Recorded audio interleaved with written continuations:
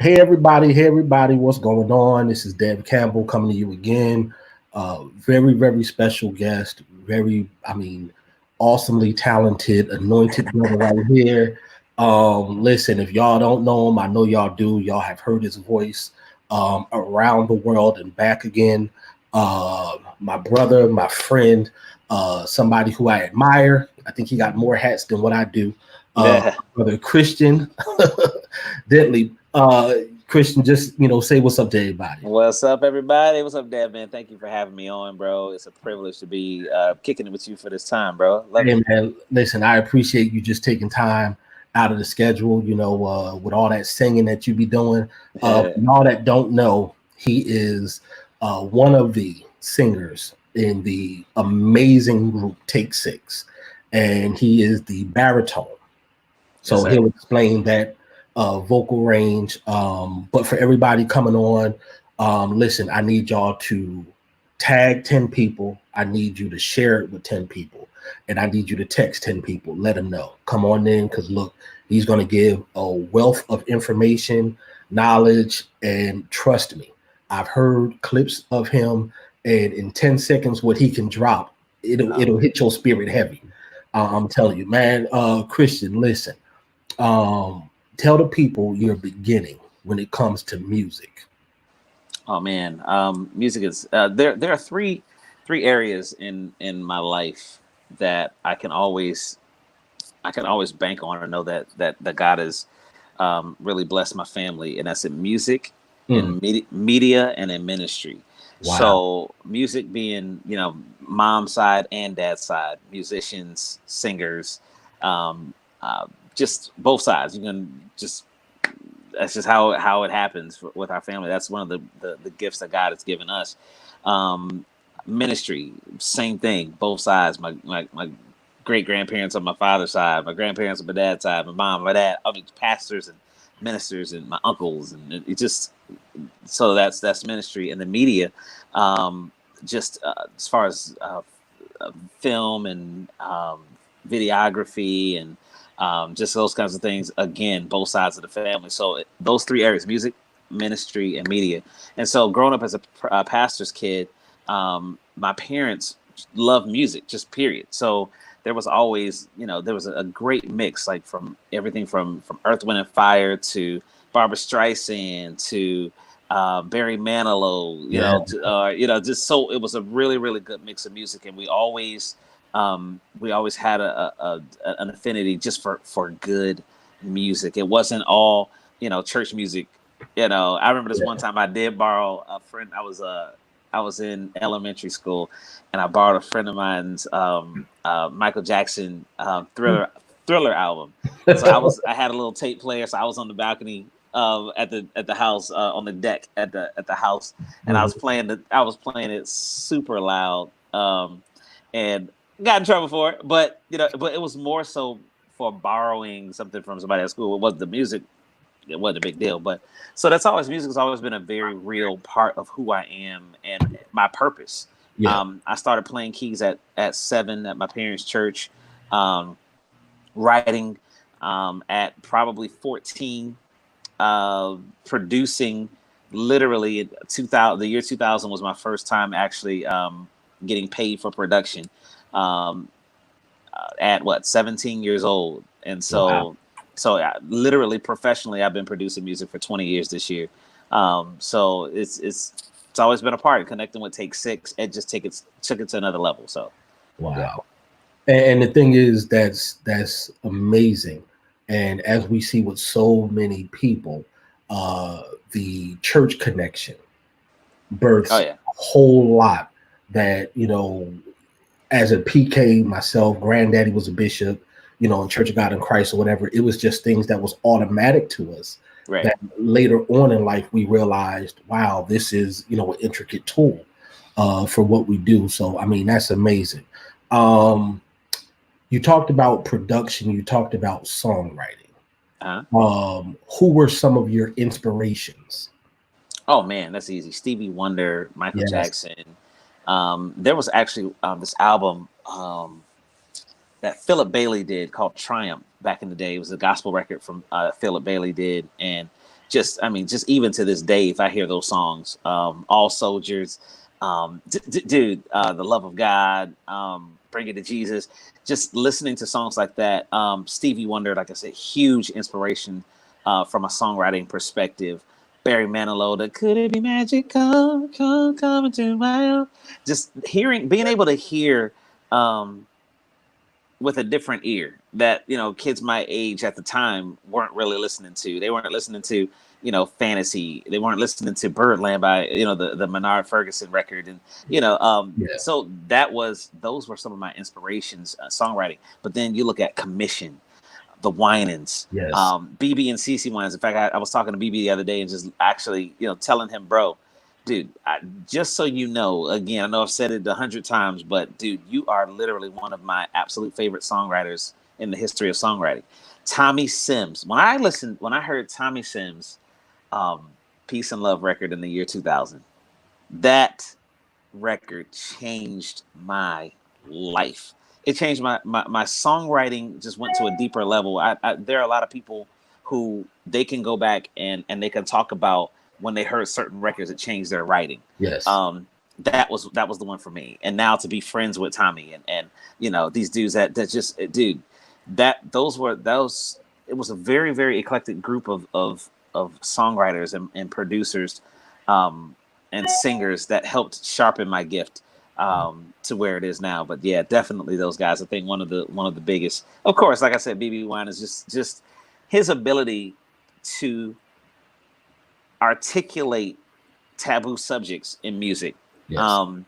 When he did the let me start by saying sorry, though it might be positively too late. These whatabouts. Oh my gosh, are you kidding me? I mean, just stay with me through the course of life, stand right by my side. Dude, I can go all night. But that kind of thing, that really, really shaped who I am as a songwriter, as an artist, as a producer. From Tommy Sims to Keith Thomas to Mookie Taylor to yeah, man. That's how you know, the Fred Hammond. Oh my God, get me started on the Fred Hammond. Of course, obviously with Commission, but dude, there's something about that Inner Court record. Oh yeah. Dude.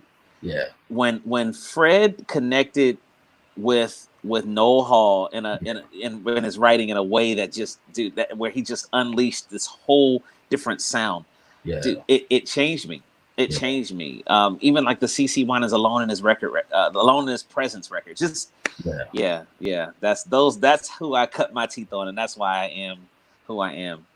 And is amazing that you have the balance and that you had the wide range to be able to hear and be influenced by, because just being stuck to one style, one genre, that's just like if somebody said you can only listen to ballads for the rest of your life. Right. You're missing out on a richness. Right. But and with that Fred Inner Court album, man, I remember when I first heard that, I mean, for hours it was just like play it over again, play.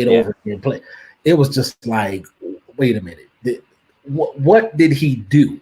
It's just different, from, I mean, just writing vocally. I mean, that was an impactful album, I think, for a lot of church kids, because it wasn't any church that you could go to where you didn't hear them singing something. Right. Album, and that's just amazing. So let's fast forward and let's talk about 2011. Got it. 2011 was an eventful year for you, if I might say. Let's talk about that that special event happening in your life. You coming along with Take 6. Man, let me tell you. So actually 2011, that was like the culmination of what started in 2004. I started subbing for Cedric in 2004 after meeting the guys in the year 2000. 2000 was a great year for me. I'm telling you, I graduated from high school that year. That was the year I met Fred, met Take 6, met the guys or whatever. And so 2004, 4 years later, I was really, honestly, it was birthed out of discouragement, to be perfectly honest with you. Mark Kibble gave me his email address at the concert that I was at, the Glaxo Welcome Tour in Fort Lauderdale, Florida, at the Sunrise Musical Theater, which is now Bishop Henry Fernandez Church in Fort Lauderdale. And I was discouraged because the trajectory that I had planned for myself. The Bible says many are the plans in a man's heart, but it is God's purpose that will be fulfilled. Yes. God's purposes that will prevail. So God's purposes are preeminent over our plans. So my plan was graduate from high school, go back to Atlanta, because there was a young lady that I was dating in Atlanta at the time. I was like, man, I'm gonna go to Georgia State University. I'm gonna connect back with my girlfriend. We're gonna get married, and I'm gonna have this go to this production major in production at Georgia State, and none of that happened. And so from the year 2000 to the year 2004, I was seeing myself on this path of almost regular life. I was working at a call center, in Fort Lauderdale, just regular, and so I knew that there was more in me and there was more for me, but I was really discouraged because I was just, like I said, just regular. And so 2004, I sent Mark Kibble, sent him an email and asked him if it was possible that I could send him a song that I was working on. And just because and I told him, I was like, man, I just need to know. This is not me sending you a demo or nothing like that to try to get on, but I just need to know if I have something to work with. Because if I don't have anything to work with, I'd rather change my course now and just put this whole music dream away from me and focus on something else. Well, that was the time where Cedric had accepted a position at MTSU and was looking for somebody. They were looking for a fill-in for him. And it just, as God would have it, it worked out according to the counsel of his will. That's what the Bible, he works all things according to the counsel of his will. And so that was in the year 2000. In fact, I went online. If you go online to YouTube and you type in Take 6 Marcus Miller, one of the things that is going to come up is the JVC Jazz Festival in Seoul, Korea. Okay. That is the very first performance that I ever performed with Take 6. Right there online. And it's crazy. I got this blue shirt on with these khaki pants. I just looked all wrong. I looked so young, dog. It was crazy. But that was my first show with him in the year 2000. And in 2011 is when we made the transition for me to be full-time baritone in Cedric's place. So, but it was, honestly, bro, it was a journey of faithfulness. It was a journey of faithfulness because the Bible says if you won't be faithful in the little, God, who's going to trust you with more? Who's going to give you more? So I had to be faithful as a fill-in when I felt like, man, I'm just insignificant. My name ain't on the albums. I ain't doing that. Dude, can you be faithful standing in the shoes or filling in the spot for somebody else who's the actual dude? Yeah. Like David serving faithfully in Saul's court, being a minstrel in his presence when he knows that he was the one that was anointed king. Can you serve the person that's presently in the position? Yes. I didn't even know that I was going to be full-time with the guys. And I had to come to a place of complete contentment serving as a fill-in. And I'll never forget, I was on the golf course with my pastor at the time when I got the phone call from Mark and Claude asking if I did I want to be a full-time member? I was like, yeah, done deal. So 2011 was an incredible year too, but it was honestly that was just a part of the process that would have never happened if I hadn't been faithful as a fill-in before then. And go ahead. No, go ahead. If I had not been willing to take the risk of putting myself out there by sending that email to Mark and being like, dude, I just need to know. I just need to know, do I have something? And that's honestly what began it all. What started it all was the fact that, dude, I took the risk to put myself out there and look silly and look like and be honest and say, dude, I don't know if this is for me. To be perfectly honest, I thought I saw it. It might not be it, but help me. And bang, there it was. And I was just going to say that reminded me of another great man that a lot of people refer to, but they don't really dissect his step, and that was Noah. When God spoke to him, and Noah, regardless of what it looked like, He was willing to look foolish until the fulfillment came. So like you said, you know, you used the reference of David, knowing that at 12 you were anointed to be king, but it was not ready for you, but you're still serving the man who's sitting in the seat that it's already been proclaimed is yours, but you're faithful, you're dedicated. You know, you're not thinking that's beneath you. You didn't get the big head. You didn't come with the, well, you know, do y'all know who I am? Well, once I get there, then no, it was, this is what's going on now. Okay. And beyond what your comprehension was, what God was doing, it was a test. It was a process. Absolutely. You know, so let me test you with the Nissan Maxima. If I ever think about putting you behind the wheel of the Mercedes. That's absolutely. And Nissan Sentra. You know what I mean? The Golf. You know what I'm saying? Right, come on, the Golf. Hey, you know, but I mean, man, you know how God works. It's never how we think. You know, because if we want to be honest, sometimes it looks like it's backwards. You know, but He works out on time. And let me say, you know, what, you know, Professor, you know, Cedric Dent, again, one of the original members. I mean, amazing, you know, but as well, you know, and it just shows just the overall obedience to God. You know, like you said, with Mark and Claude, and I'm sure, you know, all the fellas talked about it, but, you know, going with what God was showing them. You know, how it didn't lose a beat. You know, you guys are doing some amazing things. I'm gonna look up that clip. Look at that clip. It's funny, man. It's funny. You see this little guy like, what? Who is that? What is going on right now? Is that what we're doing? Now, is that what we're doing? Take 6. Is this what we're doing? Now let's talk about that. How was it? I know you said it kind of started, you know, the testing aspect in the preparation in 2004, but how was those first few rehearsals, you know, sitting down with the fellas and actually going over the material? Well, man, Mark Kibble is clutch. He's such a generous and genuine soul. Well, first of all, one of the cool things is, man, God dude, it's amazing how He works.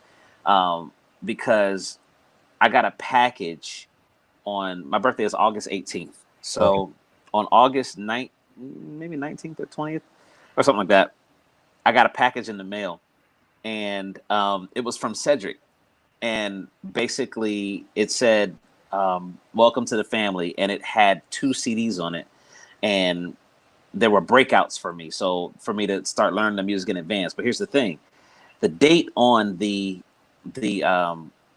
package, the letter that he wrote was August 18th. So he wrote that on my birthday and sent it out. And so that was just another one of those things that God is like, understand, I do all things well. You have no idea how amazingly precise I am, that I would, all of these years later, you were born in 1982. Here it is in 2004. That on your very birthday, I would have Cedric Dent sit down and write out this. The timing of it was perfect. That when you received that package in the mail, that it was dated on the day that you were born. That you were born for this. You were born for this. So, so he sent me those CDs.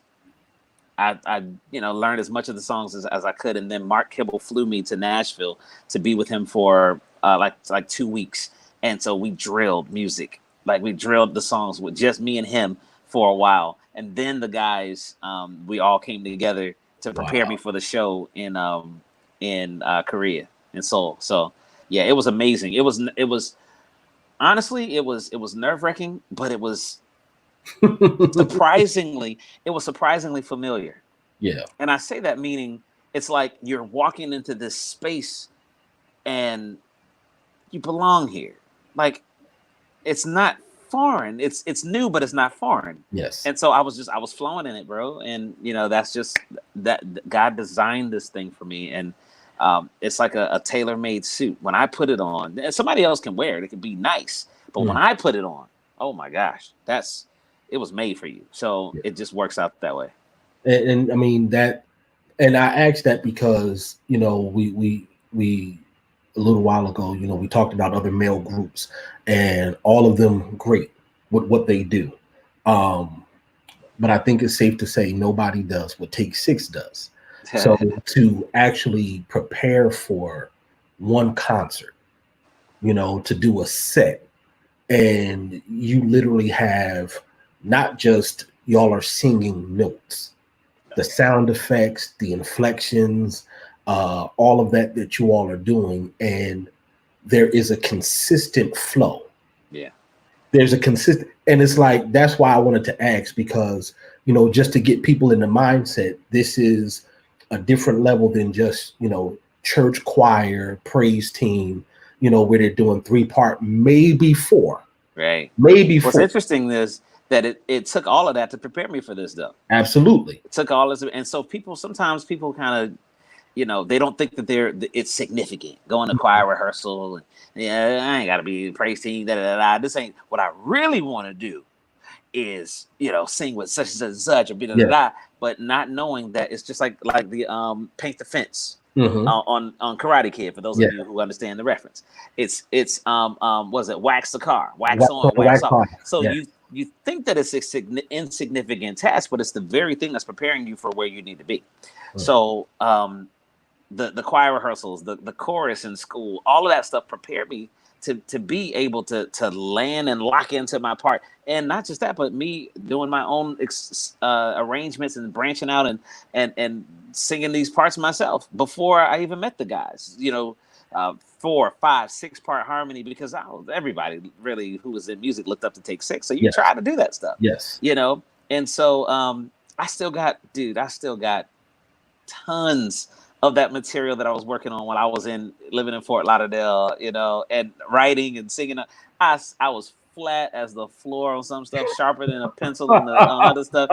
But dude, it was shaping me. It was shaping me, and I'm still flat as the floor on some stuff. I mean, you're singing. If your part, you're singing your part.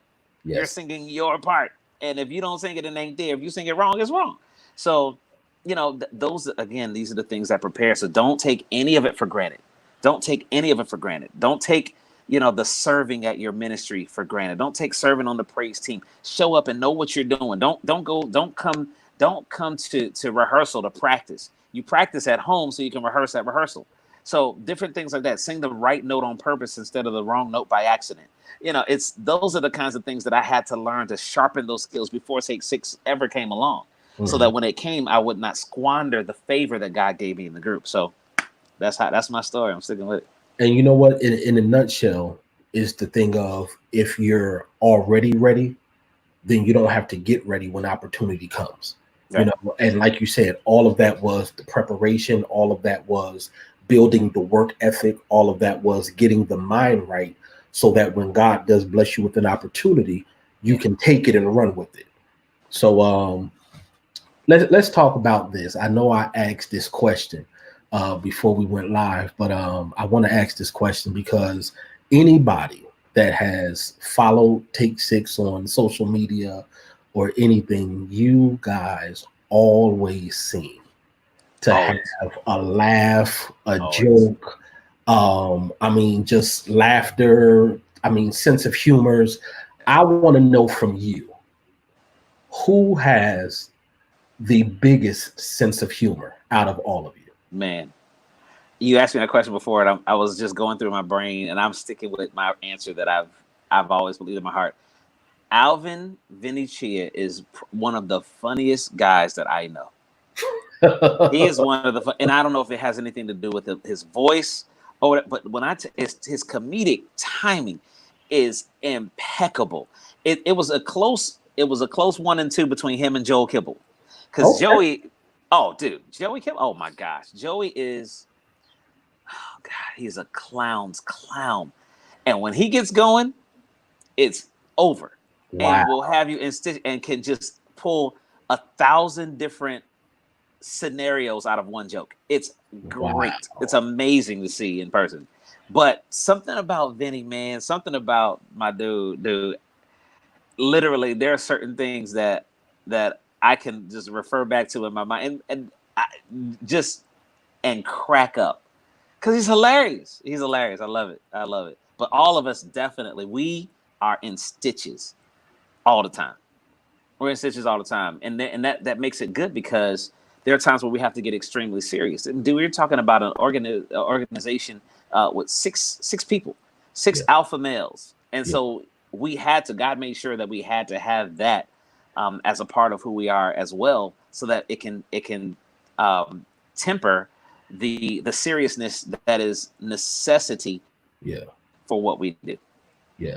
And see, that was the next part because, oftentimes, regardless of what genre of music you're in, when it comes to it, being on the road, traveling, you're away from home, away from the family, you can love it, you can have the passion for it.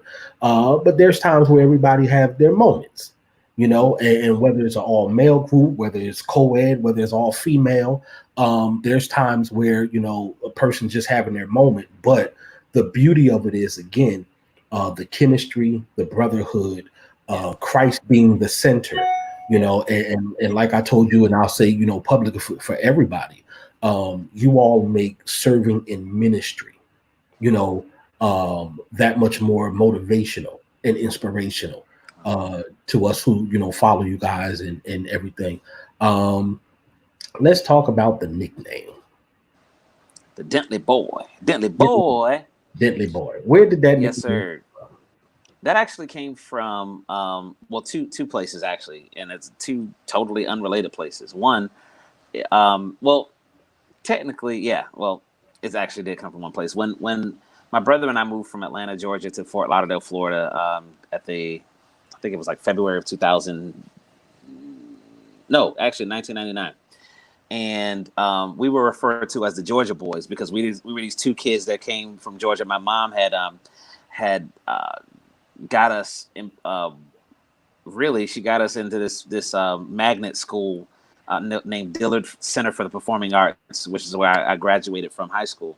No auditions, just on her word that her two sons are talented, and you gotta accept them. There's no. You can't accept no for an answer. You have to have them. So we were these two kids from Georgia that everybody was like, "Oh, we can't. Where them Georgia boys at?" And we lived up. We lived up to it. So we were in rock band and then the choir and songwriting class or whatever. And the measure that God gave us was great. So when we showed up, our measure showed up with us, and so that helped us make a name for ourselves then. But there was this church that we actually moved to Fort Lauderdale to be a part of, and the pastor's daughter, just for whatever, one day she would just call us this Dentley boys.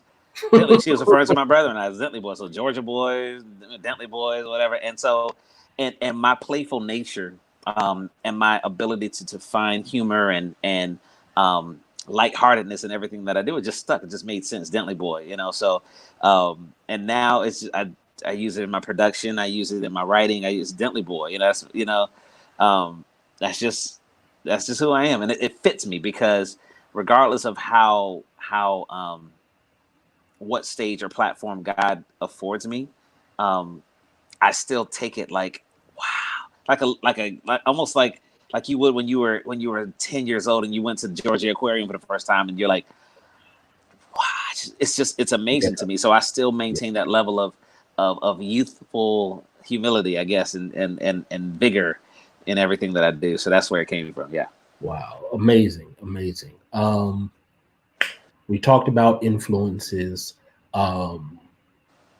Let's dive into some future goals that you have from the music aspect, whether it's production, just artists that you may want to work with, produce. Let's talk a little bit about that. Yeah. So, dude, I would love to. I'd just say more of the same. When I say more of the same, meaning like God has been so incredibly gracious to me, man, and that is legit. I get to work with, first of all, 5 of the most amazing vocalists ever in Take 6. So to do more production and writing for them, but at the same time under my own music production company, Dentley Boy Production House, I have the privilege of working with some of the most amazingly talented songwriters or singers or people that just come and just need a sound to what they have, and I'm that guy, and maybe they can't afford a Rodney Jerkins, or maybe they can't afford an Aaron Lindsay, or maybe they can't afford Fred Hammond to produce their thing, but there's Khristian Dentley, you know, and so I'm able to work with them as God gives me the grace and to create. I love creating music with them, and I've got my whole team of band members and singers that I can pull in, and now be the one that writes the checks for them, you know, to them, you know, to be, you know, through my production company. So more of that, the writing. One of the things that I desire to see more and more is the fulfillment of a word of prophecy that God gave me years and years ago. This had to be like in 1999, 1998 or 1999. That and the word said that God said, "I will give you songs upon songs, upon songs upon songs, and you will not sing them alone, for the world will sing them with you."